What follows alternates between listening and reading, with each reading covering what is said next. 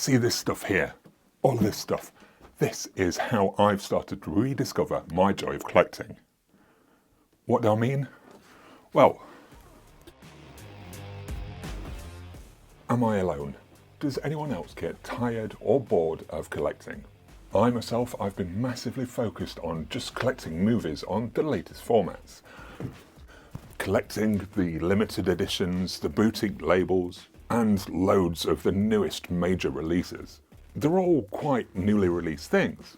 The things that all of us tend to go for. But for me, it's just become a little bit stale. That routine of looking for the next big release coming soon. It was just the same sort of hunting day in, day out. And I just lost enthusiasm for it. Recently though, I've started looking beyond those new releases and things besides the normal Blu-ray and 4K new releases.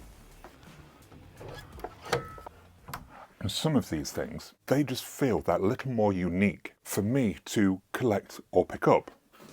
And now I've got a list of 3 things that have helped me get the excitement of the hunt back. Now, we're still very much movie related, but I've started opening my eyes to other things that can form part of my collection, and in turn, just try to be that little bit different from all the other collections I see out there. My collection and the things I have around me, I want to still focus around movie related things, but I want them all to mean something to me, or just look generally cool as f***. And I think one of the things that sparked me off on this journey, I went to wander around a local car boot sale. It's kind of like a swap meet with folks selling their random old crap. And while I was there, I spotted this. It's not just a box. All right, we'll have a look. Well, it kind of is just a box because I took the thing out of it. But inside here we had this big, heavy bad boy. It's an old Super 8 projector. Let's put this in. I just somehow really liked the look of it, and it gave me that thought. The thought of having this, a piece of film and home video history, forming part of my collection, it very much set me off. Suddenly the hunt seemed more exciting.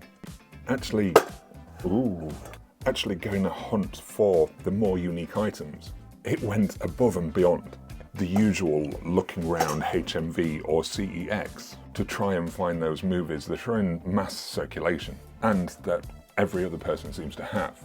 So I started looking at things other than the usual physical media stuff of Blu-rays and 4K, which then led me to this thing. I left it on here. There we go, an old VHS box set for famed director Ed Wood, or Edward D. Wood Jr., to use his full name. And in here we have the VHS for Plan 9 from Outer Space. I mean, sure, I don't have a VHS player, but I just really liked the look of this thing. It's a really cool, chunky box. I liked the aesthetic. I thought that's going to look cool as anything on my shelf. I hope, anyway. Plus, it also came with the book from Faber and Faber. Nightmare of Ecstasy is a hilarious but heartbreaking portrayal of a brave, eccentric and sometimes insane director. Sounds like something I'd enjoy. And certainly, it's an interesting character to read about. Happy with that purchase. But then also about books. Books is something that I've been getting back into. I've been attempting to pull back from social media because it has all the spoilers for the movies and TV shows that I enjoy. So instead of going on my phone, I've been reading a lot more. And I also started hunting for books. And you know what? It's felt so much more rewarding without spending a load of money. Very recently, I took a vacation, and this was kind of where the book hunting began. This book hunting thing, it started immediately. Driving to our holiday home, just around the corner before we arrived, I noticed that someone was having a book sale and they had crates of books strewn across their front wall. So of course, when we unloaded the car, I took a walk around that corner and paid them a visit. The books, they were just 50 pence each, or 3 for £1. And one of the first things I saw was a book that I previously wanted to give a try anyway. I think I may have shown it in one of my shopping videos to HMV, and that book was No Country for Old Men. Great movie, and I just wanted to give the source material a try. And for the price, it would have been rude not to pick it up, right? Then, I managed to grab a couple more that have spun off movie adaptations. One, I didn't even realise the movie was based on a book, and that was Bullet Train. Tell me in the comments if you knew the movie was based on a book. The book was by an author called Kotaro Isaka, and it was originally published in Japan in 2010. And it only actually got translated to English in 2022 to time in for the movie's release. So I thought, you know what? I'm going to give this a try. And the final one that I picked up as part of this mini haul was Live by Night by Dennis Lehane, which of course was made into a movie by Ben Affleck, and starring Ben Affleck. And this author wrote some great novels, such as Gone Baby Gone and Shutter Island. He was also a writer on a TV show called The Wire. So that was 3 books within minutes of hunting. Not bad going, right? But one thing I did realise, I was suddenly discovering things again. It wasn't the usual sort of stuff that I'm getting from places like HMV or CEX. It was different. It was more exciting somehow. And I was finding things that I didn't even know existed. While I was on this break, visits to charity shops were pretty unfruitful for any physical media in terms of Blu-ray or 4K. But the books, I kept discovering little things that interested me. And it's also led to me picking things up and collecting other things too. I'll link some of these books in the description below if you're interested in giving them a look.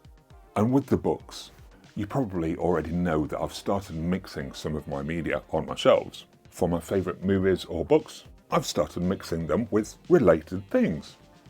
So for example, my Goodfellas Blu-ray is sat beside a Goodfellas book and another book based around the events by Greg and Gina Hill, which was son and daughter of Henry Hill, the main focus of the movie.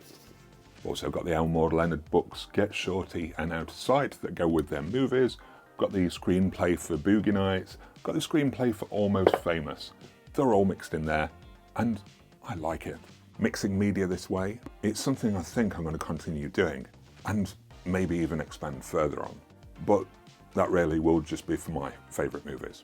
Now all that being said, I'm still collecting the movies on Blu-ray and 4K, but these sort of discoveries and pickups, they've got me excited about collecting again. Sure, I'm a little worried that old habits might start to creep in, and I'll be back to picking up things that I can't really keep up with, or even didn't really want. But at the moment, these things, they've somehow caught my interest. The things that give me a fire in my belly to go out and discover, rather than relying on the normal expectations of what a collector should be. I don't want the usual. I'm not the usual physical media collector. I don't want the things that everybody else has. I want my collection to speak to me and my interests, and not just be the same sort of collection as the next person. And I'm hoping that next time I do some kind of hunt video, that I can look beyond the shelves on the high street and find some cool items and other things to collect, and even show you guys. But for now, if you want to check out what else I picked up, then you can check out my August haul video right here. Thank you for checking out this video. Until next time, see you soon.